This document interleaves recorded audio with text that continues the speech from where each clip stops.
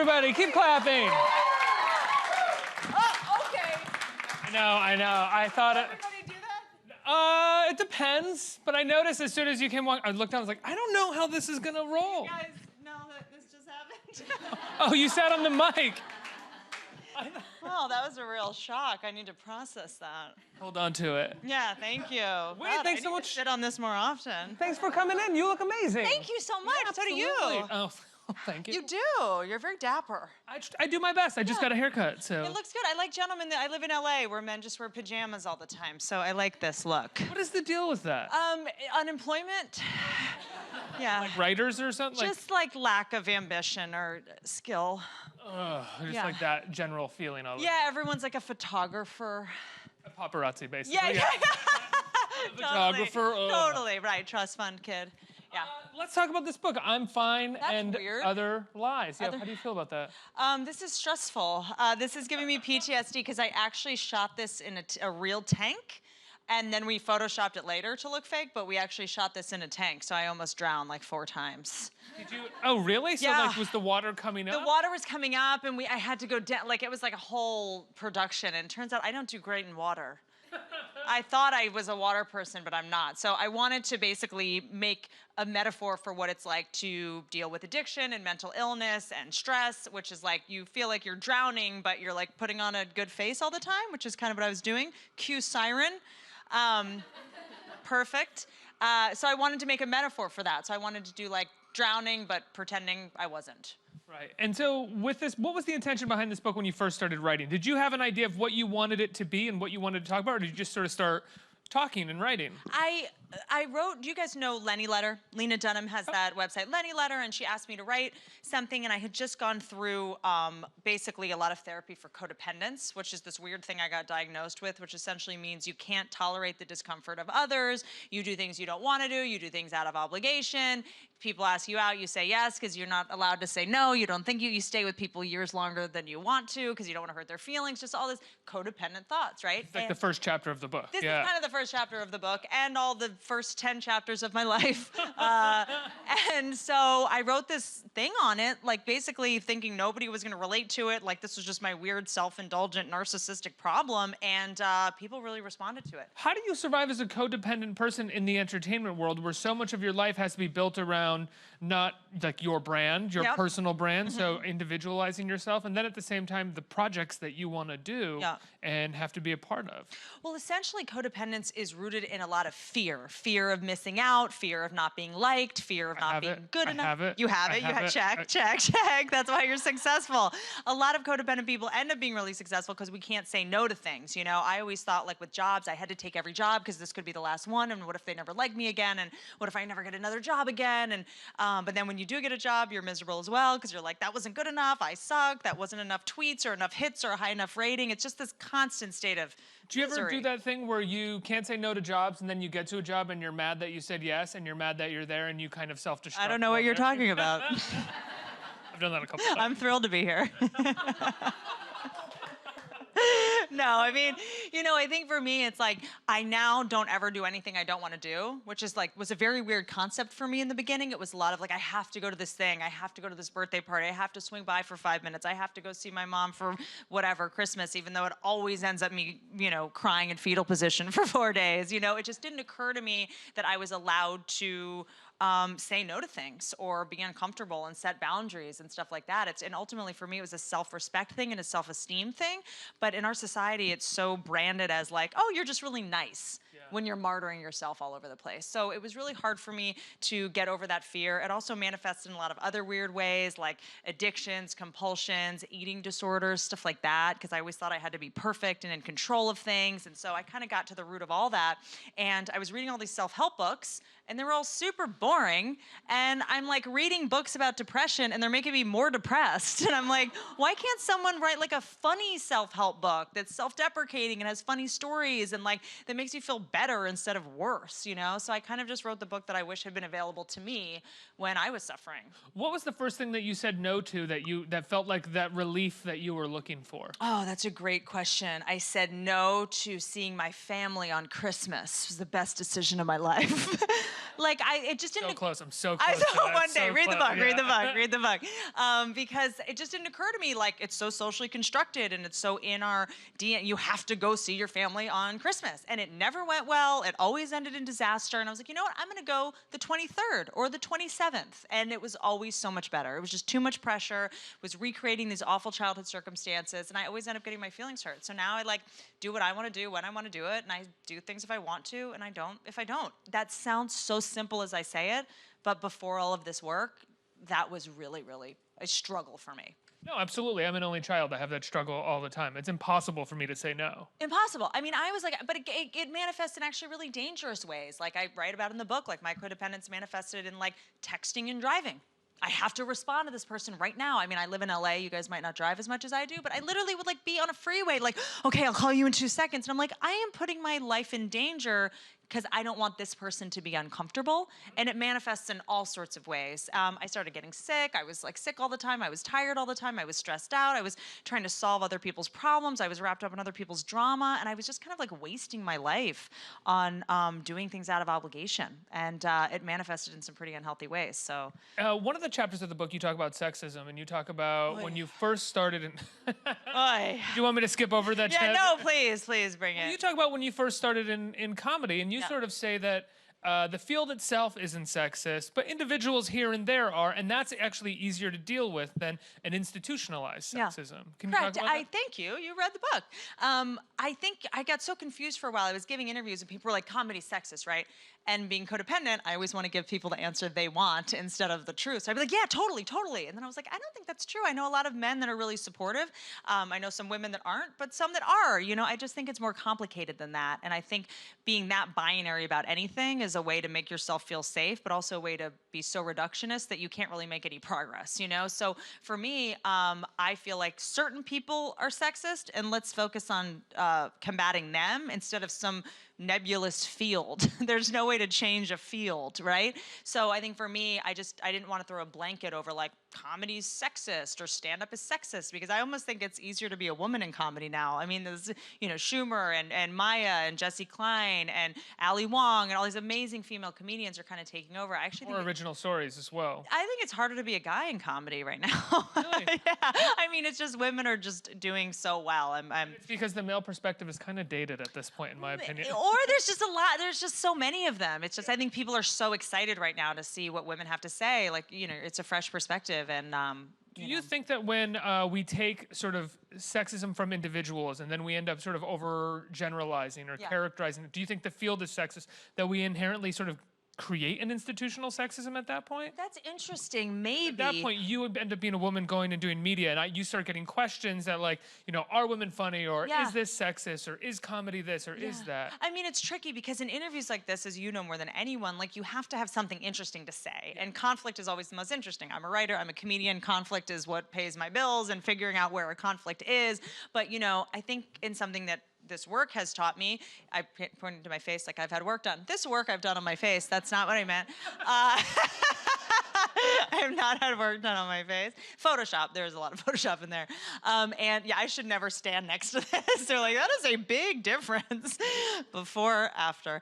I think that I was so wrapped up in the need for conflict. I think, you know, we recreate our childhood circumstances, adrenaline, cortisol. I don't know if any of you have been in bad relationships and you know it's bad, but you can't get out, or you're in a bad job or a bad dynamic with your boss, but you can't get out of it. And you're like, I don't want to be here, yet I can't stop coming back. That's usually some kind of adrenaline addiction, you know? Like, we can be addicted to things that aren't just cocaine and alcohol. I was addicted to adrenaline at a very young age because I grew up in a chaotic home, and I spent the rest of my life trying to recreate those sort of neural equilibriums. And I found that a little bit when I would answer the question about sexism in comedy. I'd be like, I have to say something dramatic, or I have to dramatize a situation that's really not that dramatic. Like, I didn't get that gig, not because someone was sexist. I just kind of wasn't good enough. The girl that got it was way funnier than me, or the guy that got it was funnier than me. And that comes with a level of humility that it took me a long time to wrap my head around, because I was too insecure to deal with rejection. Do you think some of these issues, for lack of a better word, excuse me, that you talk about in the book have also fueled your success in many ways? That, like, you have reached a point of success where now you can kind of look at these issues and say, how can I pull back a little bit, but initially those things really pushed you forward and maybe drove your ambition. That's the whole thing. So I think for the longest time I resisted getting help for my perfectionisms, my addiction, especially a workaholism, and being messed up because I thought that it made me funny. You know, because getting in ridiculous situations is funny, and being addicted to work and not being able to stop is what got, fueled me to keep working. This desperate need to be liked, this desperate fear of failure is why I work so hard. And I'm like, if we take that away, I'm kind of just going to be boring and work 8 hours a day. And I am more boring. I gotta tell you. Someone asked me the other day, like, are you worried you're gonna get less funny? I was like, yes, I am less funny. And, I'm funny in different ways. And I think that I'm moving sort of more towards like mindful and thoughtful. But like, I don't get to talk about all the terrible dates I had with married men and narcissists because I don't do that anymore. The best days of my life are some of the most boring days. And not because I Netflix and binged or something, but because like I went and bought nice things for the house with my fiance and we cleaned up and we did stuff. And I know. At the end of those days, I'm like, oh, what a day. I know. That was great. No mistakes. I didn't take any Adderall. This is great. And I look worried about my job. I didn't try to solve someone else's problems. I didn't hurt myself, So for me, I definitely used to think being funny and successful was synonymous with being messed up and emotionally disturbed. And I'm still not sold, but I try to just get my fixes in other ways now. I still get to have my exciting masochistic moments. Like I now rescue animals and dogs. I rescued a dog who bit my ear off. So that was an exciting moment. I still get to have, it's been sewn back on. It's been tethered back together. But so I still get to have excitement in other parts of my life that don't mean, being in bad relationships or having eating disorders and hating my body and that kind of stuff. In another chapter of the book, you say that biology hasn't caught up with feminism. Not necessarily the most popular, I think, idea about feminism, but I thought it was brave is the wrong word. But I mean, you're going out on a limb by having that conversation. I think it is. It might. I don't know if I'm brave or not, but because I'm terrified on a constantly. But I do think that nobody's really acknowledging this whole biologic. I know we're equal in this and that, but my body does not want me to succeed. I am slowly rotting from the inside. That's just the truth. It's like I feel like I'm finally at a place where like I have everything I want and I've lived my dreams, and my body's like, well, you have to have kids in the next year. And I'm like, well, I have to do a book tour and I have all these things I want to do and I can't do them pregnant. So I get a little bit frustrated that my body is not giving me a little bit more time in terms of the whole motherhood thing. We do have an expiration date. Do you think that's also a uniquely American thing, that we haven't worked equality around the issues of biology when it comes to women? Maybe, yeah. I mean, I know in France and some Scandinavian countries, you get to have leave and this, but like getting help isn't even what I want. I don't even want someone to raise my kid for me. I just want more time. And the only way I can do that is by spending a tremendous amount of money to get my eggs frozen. So maybe that's your point. If egg freezing was covered by insurance, that would be a great solution. But like, I want to have kids, just not for a little while. There's still more stuff I want to do. And like my biology's not on board. It's just not participating. See how I said that now that I'm sane, I'm not as funny? You guys agree with me, I can tell. They're just like, they're like, are we supposed to laugh at this? We don't know what's happening. You guys seem very stressed out by all of this. Are you okay? This is a weird vibe. I want to talk about some of the projects that you're working on right now. You just wrote and directed a movie. I did. That's insane. I know. And you have a book. Yeah. Mm-hmm. So tell me about this movie that you made. I have a chronic workaholism. I read a book called The Female Brain. I don't know if any of you guys ever read it. It's basically about female and male neurology and how it differs. I spent most of my 20s being crazy. At like 28, I had this premonition that like being crazy is not cute in your 30s. Like in your 20s, you can kind of get away with it, but like in your 30s, like no one's like, when you're crying in public, like no one wants to help you. They just we get it. They like keep walking. When you cry in your 20s, like people want to date you. And so I read this book called The Female Brain, and I basically was, oh my God, it's not that I'm crazy. It's just that my brain is emitting all these hormones and neurochemicals, and we have all these primordial reptilian instincts that are causing me to be jealous and possessive and vigilant. And it gave me so much relief of like, okay, I'm not totally totally crazy. Some of this can be explained by biology.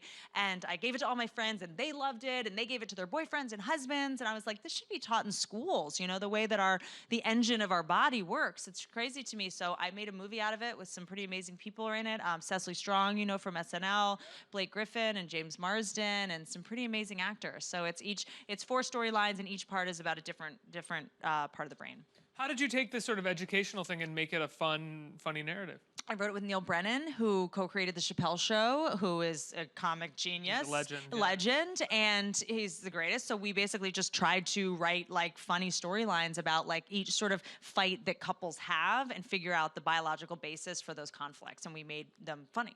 What made you choose Neil to collaborate with? He's just the funniest. And Neil is also constitutionally incapable of lying and pretending something's funny when it's not, which really hurts your feelings most of the time. But he won't, because, you know, sometimes you get in writers' rooms or sometimes you're working and everyone's like, yeah, that's good. And you're like, why is your voice going so high? It's not that good. Neil's like, nah, not that good. Not like, so that's, I think, the best part of comedy and why we do stand-up, because I want audience feedback, because you guys tell us the truth, right? So Neil is one of the few people that I feel like I've worked with who can really give me bad news if something's not working. So you have this movie, you have this book, you are running shows, right? How much are you still doing stand-up? I am about to do a 14-city tour across this great country of ours. I'm doing a book tour, and that's my priority right now. When I don't do stand-up, I start like going crazy. Like I start becoming like that annoying person at dinner who's like, hey, I just got a parking ticket. Like I can't turn off. Like, you know, your annoying dentist who's like desperate to make you laugh. Like I become needy and desperate. So I realize that I have to do stand-up a lot, or else I become too obnoxious. So Become very performative in social yes, situations. like it's too much. It's desperate. I'm exhausting. So I have to go do stand-up to sort of spin my wheels and get the energy out of my system. So I think like if you haven't done stand-up in a while and you're going to a dinner party, before you get there, your friends warn each other. Lock the door. Whitney hasn't done stand-up Yeah, for a while, so she's gonna do that thing, guys. This is gonna be exhausting, you guys. Yeah, that's exactly what it is. And I become like a little kid who's had too much sugar, you know, and I'm doing like impressions, and I don't do impressions. And so yeah, I started Gramercy Theater tomorrow night. Neil Brennan is actually interviewing me. We're gonna talk about the book, and then I'm gonna do 14 cities across America. And I said you were running some shows. Yeah. Can you talk about the shows that you're running? I'm writing and producing the new Roseanne show.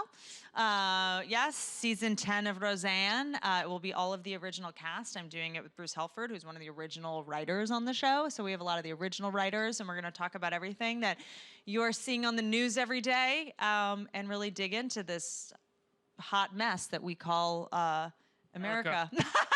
America. Yes, from a working class perspective. I can't wait for this. I told you this You backstage. really can't. He's not kidding.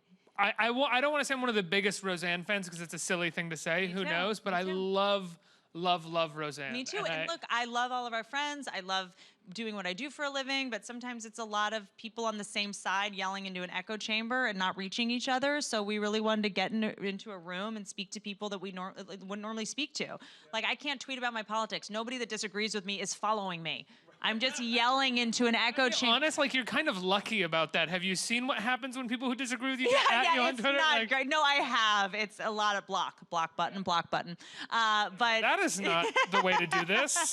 But that's even worse. That if someone disagrees with me, I block them. You know, so I'm not hearing the other side. So we're really trying to get people that disagree in a room and have conversations that wouldn't normally happen. Now, I would argue the one sort of like major, the great follow-up to Roseanne, and I don't think it was as good as Roseanne, even though I think he's a brilliant comedian, is the Carmichael show. Oh, yeah. And what he was doing. And I'm wondering if you guys have looked at that or talked about it. We have. We actually, because recreating the Roseanne set and look is very difficult because we now shoot on high def, and that used to be on video. So when you play it now, it just looks like too sharp and looks like it's shot on a bad camera phone. So we're trying to figure out how to make it look like the original. And we actually did look at the lighting and the set on Carmichael show because they did a great job of making it look not like a fake fancy set that was pretending to be lower class. You know, it didn't look artificial. So we've been doing lenses and this is boring, but lighting stuff. That is so cool. To try to make it look like the original. I never think of 3-camera sitcoms as having to do stuff like that. Oh. You know, the whole idea of a 3-camera sitcom is you present it as effortless. Cameras have gotten so good now that if you're shooting, you can see the detail in the background. Back when you watched Roseanne, behind a person would always be fuzzy. Yeah. So when you look at it now, it's just weird to see someone on the couch in the foreground, and then you can see the cans in the background in the kitchen. I know it seems like now that's always what you see, but to see it on Roseanne is just weird, because in our brains, you never saw that much definition and clarity and depth of field. So what's it like getting the cast back together? Unbelievable. It's so magical. Like, you see them all crying and laughing. And I mean, Roseanne and John Goodman's chemistry is just so unbelievable. I mean, that's like the marriage that I wanted growing up. The closest thing I got know, to. that was the thing about it. But I get to sit in a writer's room and at least write lines for them, which is so surreal. I mean, I burst into tears at least once a week. I'm just like, I can't believe, because I mean, they were like my surrogate family growing up. I just pretended like I was in their family. Says a lot about me that that's the family I picked of all the ones I could choose. Not healthy, need to work on that. Next book. I always thought that Roseanne was the healthiest. I still think is the healthiest family on TV. They were a working class family, had 3 kids, and they did everything that they could for them, and they were very thoughtful about everything that they were engaged in. And you know what I miss? We've gotten in a lot of arguments about this in the writers' room. Discipline. People don't discipline their kids anymore. Everybody gets a trophy, and all the kids get to do what they want. You've been on planes, kids are just running around, screaming, buck naked. You're like, what happened to parenting? We now think that like having discipline is like mean to children or something, but I just remember loving back then how rough they were on their kids. Oh, they were always making fun of them. Because And no one does that anymore. Everyone walks on eggshells around their kids. I was at a dinner party. A kid came in, 7-year-old, and the adults were talking, and she goes, "Can you guys keep it down?" I was like, "No, we can't keep it down, you little monster." And the mom was like, "Sorry, like kids now run things." So it's nice to sort of see, you know, but standards and practices is like, you can't say that, you can't do that. That's child abuse. And I'm like, it's going in. Wait, what were you recommending for discipline, Whitney? Watch the show. Let's get some questions from sorry. right here. Hi there. Hi. Thank you so much for being here. Thank you. So when it comes to stand-up, how do you navigate yourself in situations where your joke falls flat and the audience doesn't react the way you thought it would? You know, that doesn't happen so much anymore, except here today, because you guys are just, I mean, I don't know what's going on. You know, for me, I'm normally doing an hour, and you're usually able to go like, okay, if that didn't hit the way that I wanted it to, I have the next thing that I'm going to, or I'll change the order of something, or I'll just acknowledge it. You know, I think that normally humans just want to be seen and heard, and so if something doesn't go well and I just keep going, they're like, we don't see the same reality. So if I'm just like, oh, that didn't go as well as I thought, that's when everyone can release the tension of like, oh God, she knows too. And then usually that's fine. But, you know, I was at the Comedy Cellar last night working on new material, and it definitely was like, oh, I thought that was gonna go better in my head. And then other things, I'm like, I didn't think that was funny at all. And it does well, you know? So it's a cool job because, you know, I mean, Louis C.K. always says it's the only job where you succeed by failing. Like you have to fail in order to be good. So I have a pretty good relationship with failure at this point. I try not to internalize it. Back to Roseanne. What's your favorite? What's your favorite Roseanne episode? A great question. I loved the episode where DJ wouldn't kiss the black girl in the school play. Because that's right, we were talking about that. We were just talking about it because I remember as a kid going like, like it was this really poignant conversation about race, and they did it in a very interesting, I thought, smart way. And, you know, I think so many television shows, we just want to stay away from uncomfortable issues and just pretend everything's fine. And it was a great way, I think, of addressing it, you know, through the lens of a child and teaching without being didactic. And then later, Roseanne did something that was kind of morally wrong, but we forgave her. I just remember it being really complicated and making me think, which I think good television does.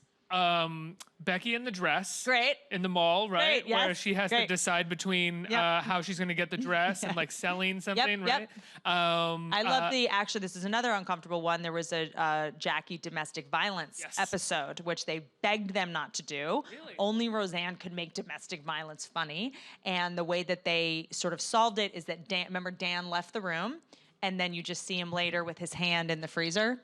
And you know exactly what happened. Like, you know, he went and kicked the guy's tush, but you didn't have to see any of it. The episode where Jackie admits the number of people she's slept with. By the way, it's one of my favorite moments in television history. Well, She's 3 like, a year. Well, 3 a year times 30 years, 60 people.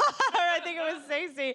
It's a great moment. And the guy that she's with goes, 4. That's right. You really are a Roseanne fan. And the DJ masturbation episode, Great. when John Goodman Fantastic. says, you know, the thing about it, DJ, we all do it. we just don't talk about it. I and love like you runs out of the room. knowing all of this. You have to come to a taping. Oh, this is me trying to make sure that happens. Right I now. also, smart. I also loved whenever like Becky needed something and would go to Jackie, like when she wanted birth control and she went to Jackie and Jackie, anything where Jackie was being a cop, like she was one of my favorite characters ever. That's right, Jackie's Remember, a she was a cop. cop. So I good. can't wait to tell you what her job is this year. It's pretty amazing. I'll tell you later. Next question. Oh, Hi. Sorry. what just happened? What a just magical apparition.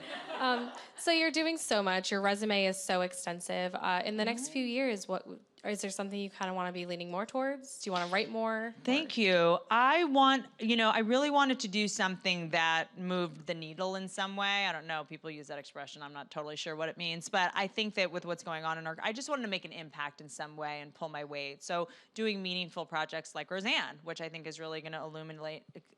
I should probably learn to read before I start being a writer.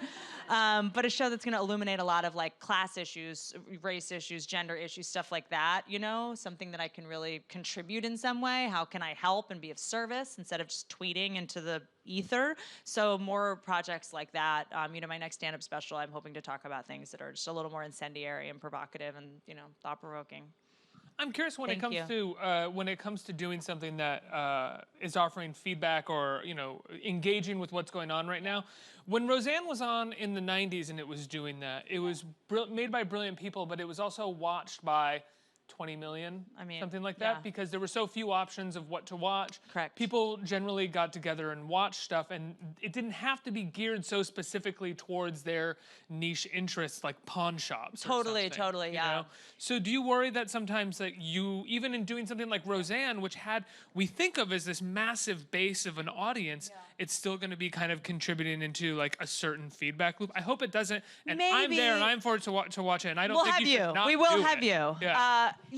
Yes. It's something I was thinking about today about like, how do you even puncture this thing where everybody just has their own loop that they can exist in? Yeah, and it was so funny. Like I was on Huffington Post the other day, that website, and I was like, whoa, this site only covers dog stories now. That's so cool. And then someone's like, no, they have an algorithm based on what you click on. Yes. They put up there. So your Huffington Post is different than mine, that's different than yours, and different than yours. So I was like, oh my God, we all only see stuff that is catered to what we want. I'm not coming across anything that I don't want to see, and that's terrible. Yeah, we're not even talking about, I think when people talk about it, they lose this thing where it's like, oh, some people only look at Fox and some people only, it's like, no, they are literally just looking at what their brain immediately looks Which towards. is that I don't need to be further into my own wormhole or my own vortex of my own opinions. I should see other people's opinions and things outside of my purview. So that made me really anxious. And, Sorry. I know, just having a panic attack. But when we first started thinking about bringing Roseanne back, we were like, should we do it on Netflix? You can curse, you can do this. And it was like, Netflix, I love Netflix. I'm doing a special with them. But like, I think that for this show, that is almost too elitist. Like, we want this to be accessible to the largest number of people, multicams, networks. People still watch networks. I think we forget sometimes we're so in our cable, YouTube, Instagram bubble. Like, most people, like we just saw in this election, aren't doing that. They just want to turn on the TV, press one button, and be in front of them. And that's who we're making this show for. The people who aren't actively seeking information, who aren't actively looking for corrections to their news and reading the ombudsman, I don't even know how to pronounce that word, and I think people find good television. Will and Grace just did very well. The reboot came back. I don't know if any of you guys watched it. I think people want to see the good shows that they feel nostalgia for. And that show, I remember Michelle Obama actually and Joe Biden gave some speech about how that show moved the needle on gay rights issues and marriage equality. And so television can change minds and get people in living rooms that, and expose people to dynamics and people in relationships they wouldn't normally see in their hometown. So we're going to try to do that as well. Awesome. I can't wait. I think one more question. I think you'll be able to. So. I hope so. We'll see. Hey, Whitney. Hi. So since you got to work on this book, I was wondering if the process of writing a book was different for you than opposed to doing stand-up or writing for a show, or did you find any similarities between the two? Yeah, thank you. That's a really good question. Writing a book is a nightmare. It's an actual nightmare. I mean, it was so hard. I remember being like, this is gonna be so romantic. People were like, all the great writers, they sit in a cottage. Oscar Wilde and Ernest Hemingway, they're on canoes with a feather quill pen. And then I was like, they were all depressed and mentally ill, admittedly. They all have books of suicide notes published. I'm like, why did I think that this was going to be easy? It was really, really hard for me. You know, comedy, you at least get to get feedback. You know, you get to go to the clubs, you do a joke, you laugh, you don't. And then I know what I'm like, when you're writing a book, you're just so isolated, you're not getting feedback except your own inner monologue just heckling you and saying horrible criticism. So it was really challenging for me. And I write about some really painful experiences and trying to make those funny and going back and forth from painful memories to jokes to, you know, into really shameful, embarrassing experiences. I mean, this is kind of like publishing my diary. These are all the things that I was too embarrassed to admit on stage and make eye contact with someone with. So it was pretty awful. What's your go-to procrastination habit? Online shopping. Cannot stop buying overpriced sweatpants. Can't stop. Can't stop. $120 for sweatpants. I buy them. My assistant will tell you. I buy them, return them, buy them, return them, buy them, return them. So you are one of these people in LA walking around in pajamas all the time. Correct. You're right. They are $120 pajamas. It's unbelievable. And then I get like irate and I get all obsessed. And then, you know, now, like speaking of algorithms, you go to like, you know, a news website, you go to AOL the next day, and then the thing that you put in your cart that you didn't buy is up on your thing. And you're like, you again. I want it all gone. I want Facebook. I can't All stop of it. looking at it, but I Right. want it. It's like It's it too much. contributes nothing, and it Anxiety. just gets in the way of everything else that I want to do. Yes, and now it's like, it used to be like if you weren't invited to a party, you didn't know about it. Now you go on Instagram, you're like, wasn't invited to that, wasn't invited to that. Okay, cool. You shouldn't have mouthed off to their kid when I they told you to keep it down. I shouldn't have told their kid to shut up. So writing a book is incredibly hard. I think doing stand-up, at least you're like able to be with other comics and be out and be social and lean on jokes. You know, writing a TV show, a lot of times you have like a staff of writers helping you. But this is like, this was like a marathon. I mean, it's actually physically hard. I think we're not supposed to be sitting at computers like this. It hurt my back and my knees. You guys better buy this book. This wrecked my life. When you write on a TV show and you write in a writer's room, the point where you get to where you actually have to sit alone and write, it's for the most part beaten out, right? And you're kind of Yes. filling in spots in between. Like, So if you're gonna write a pilot on your own, you kind of have to sit there and do it on your own. But I like to really outline things very tightly. So we'll all be in a room. I mean, the writing staff on Roseanne is insane. We have Wanda Sykes on the show. We have Norm Macdonald on the show. You have Norm? Yes. Ah! Yeah, I know. It's just like the greatest room of all time. no, Morgan Norm Macdonald Murphy. is so perfect Yes. to write on Roseanne. Yes. That's unbelievable. Yes. So it's, you know, it's incredible. So we write out, we add jokes. So by the time you go out and write a script, you're kind of transcribing what was in the room, but you still have to massage it and make sure it flows and it arcs correctly. And, you know, there's a lot of math in writing a TV show. Can't believe you got Norm Macdonald. I know. It's pretty amazing. Whitney, it's been such a pleasure talking to you. Thank you so much for Thank being here. The you. book, people can go get it now. People can get it on Amazon, at bookstores. Yep. It's out now. It's out. And you were doing a 14-city tour, is that I'm what you going said? all across America. WhitneyCummings.com to buy tickets. I'm in Gramercy Theater starting, and then I go to Atlanta, Pennsylvania, D.C., St. Louis, Austin, all of it. When can people see The Female Brain? Next year. Next year? I'll be back for that. Don't you Okay. worry. Oh, I'll be back. Don't And- you dare try to jam it all in this. I'm coming back. And you can come back for Roseanne as well. Yes, when that I'll come happens back for as well. Roseanne as well. Okay, and great. you're coming to a taping. Oh my God, it's the greatest. This is the best day of my life. Whitney Cummings, everybody. Yeah.